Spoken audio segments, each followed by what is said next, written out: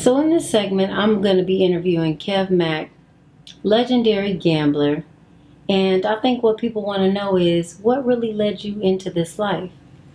Well, as a kid, me, my brother, and my friends, we would all pick our favorite baseball, football, and basketball teams, and we would cheer for that team and for bragging rights. And eventually, when I got to junior high school, me and my friends would bet for lunch money, and it progressed over the years until I got to high school. When I got to high school, my mother had became incarcerated, and I had to fend for myself because my father and no other family members would provide lunch money for me. And so I had to do what I could do to survive. And that turned out to be gambling. And, to get started gambling, I broke into a few lockers, stole a few wallets, and gambled with my partners. And it just progressed and progressed and progressed until I became an adult. And when I was 20 years old, my father took me to Las Vegas, and that's all she wrote. It was official then. So you talk about how you developed into having this appetite for gambling and how, it started with your family, but taking it back just a little further, when you were, a kid coming up on the block with your friends, what was your life like? Well, to be honest, when I was coming up, I never knew what direction my life would go in. Like most kids, I wanted to be a fireman or a doctor, a lawyer. But, the way life is, you don't always stick to the path that you really don't take it serious as a kid. So I was wide open for anything, really. Whatever obstacle came my way or however I was feeling at the time, I pursued. And it turned out to be gambling. So it's clear you had a love for sports just in general, but what was it about baseball that drew you in so tough? Well, when I was a little kid, I used to go to my grandmother's house, mainly on the weekends and holidays. And my uncle and my brother, they were like 3.5, 4 years older than me. My uncle's 4 years older than me. My brother's 3.5 years older than me. They used to always pick on me. And, I was like the little snotty-nosed punk when it came to us three. And so I would run in my grandmother's room and, hang out with my grandmother's husband, which is my stepfather. I'm sorry, step-grandfather. And so he was a big Dodger fan. And this carried over from when he was growing up in Kansas City. He played for the Kansas City Monarchs in the Negro Leagues. And I would sit and listen to games with him and talk over games with him. So I was learning the game at, I would say, probably around age 4. I was learning the game from him. And up to about age 7 or 8, I would go see my uncle play ball. And my passion just grew and grew and grew from there. And I would beg my mother to let me play baseball. And in the meantime, while she was at work and couldn't really afford to put me in ball or spend time with me going to practices and games, I continued to learn the game. And she bought me a transistor radio, and I would listen to the Dodger games. And I would keep score of all the games. I learned how to do ERA and batting averages. And so, I became a big numbers guy. And in school, I was good in math. I was decent in English. And so all that played a part in being part of my the passion I have for baseball. And so, following the Dodgers closely, I became what I call a student of the great Tommy Lasorda, who was the Dodger manager when I was growing up. And I used to emulate him. And I would arrange baseball games in the neighborhood. And again, I would keep score of our statistics. And playing Little League baseball just ignited my passion. I couldn't wait to go to practice and games. I would love when my mother came to games. Really, my mother My two brothers are the only family members that came to see me play. But just to show you how much I love baseball, when I was 10 years old, I played at Rancho Park, across the street from the jungle, adjacent to Dorsey High School. My mother had graduated from UCLA, and so she used to buy me a bunch of UCLA memorabilia, which is blue and gold, light blue, dark blue, and I would wear my UCLA gear to practice. While she was at work, I had to walk to practice, so I had to go through the jungle with blue on and get chased and rocks thrown at me by the Bloods. And um, I cared, but at the same time I didn't care, because every practice I was walking right back through the jungle, and then I would get to practice. I wouldn't complain. I wouldn't tell nobody that Bloods chased me or Bloods was talking shit to me. I just went out there, practiced with everybody else, and uh, couldn't wait to game day. I shined when I played at Rancho Park. I shined every game. I mean, every game. I had one bad game as a 10-year-old.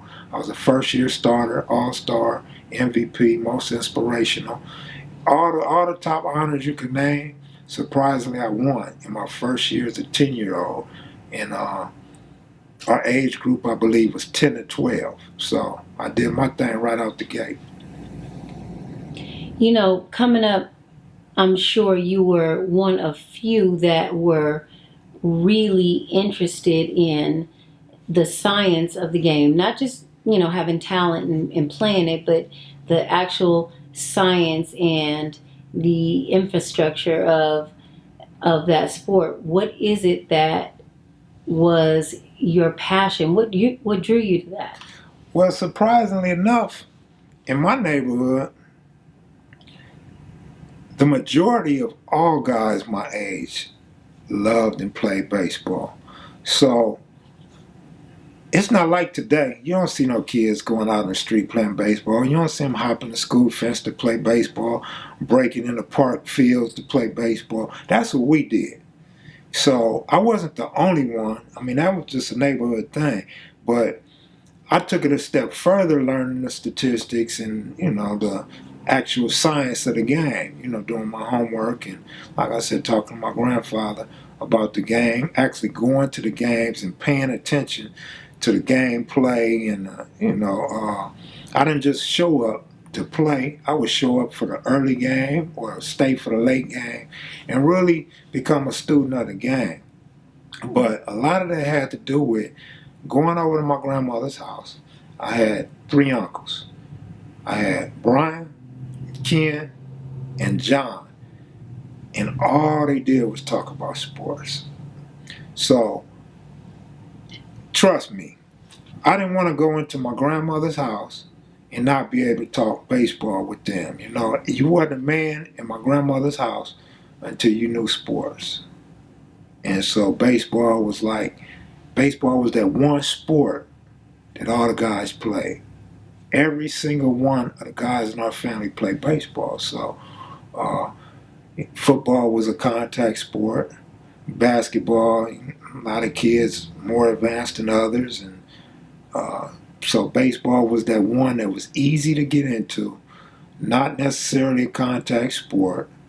And it was a thinking game. We all thought we were smart, but you got to think in all games. But baseball, when it comes to batting and hitting, pitching, you really you gotta know what pitches to expect, game situations, and what have you. So, I thought I was smart as a kid, so it went hand in hand with, that was my thing.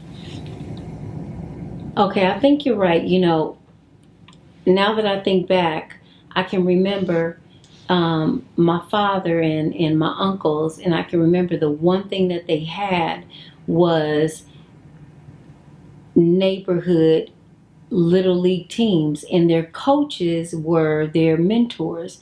Their coaches were, in some instances, their father figures. So I understand why that would be a game that would be something that would intrigue you. But what I really want to know is, what about the game itself, other than you being good at it, and knowing it and being intelligent about it, what about the game of baseball itself is attractive to you? Well, the competition is what stands out the most to me. And being a back catcher, that was challenging for me, which was a challenge I was up for, and I passed with flying colors. Third base, shortstop, same situation. But catching fly balls that's where my love for baseball really came from, and hitting the ball. Hand and eye coordination, I mastered. I wasn't a power hitter, but I was a contact hitter, and I was always confident in my bat. And to this day, you won't find nobody that can knock my bat because I always had a good bat. And so that's hitting and fielding fueled my passion for baseball. So let me ask you a question. When you say being a back catcher, what's challenging about that?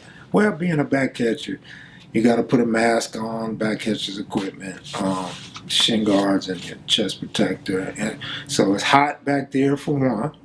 For two, the ball eats you up. Now, when you play back catcher, you get bruised up.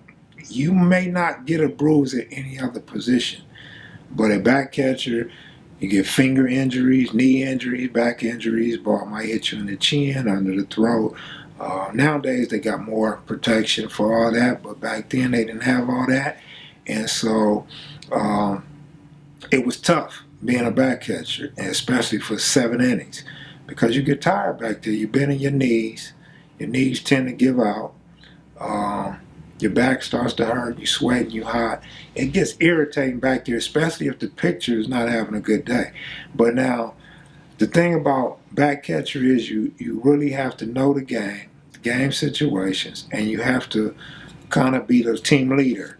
So you let everybody know, what position they should be in. Should they shift left, shift right, go back, come in?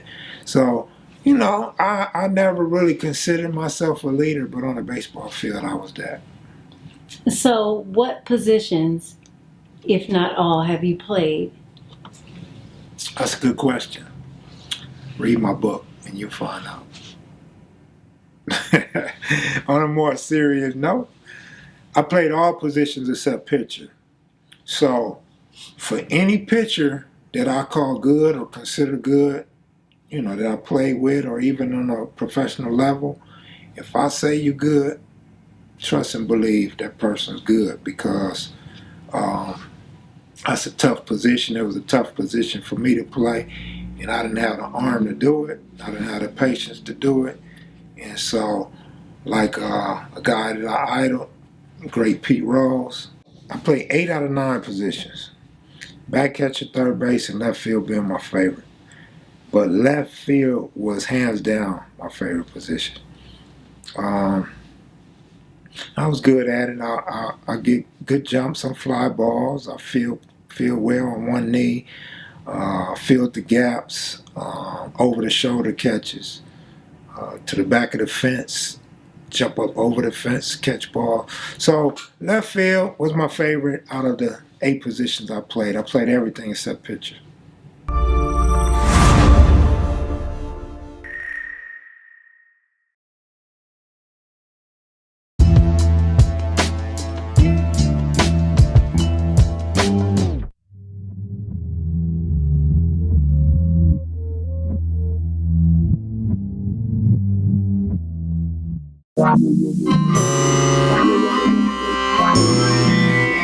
Sitting reminiscing about the days of way back. Big kid dollar folders, gun holders with the gym on the rollers. Keep taking the fire at the stove. Don't make dollars,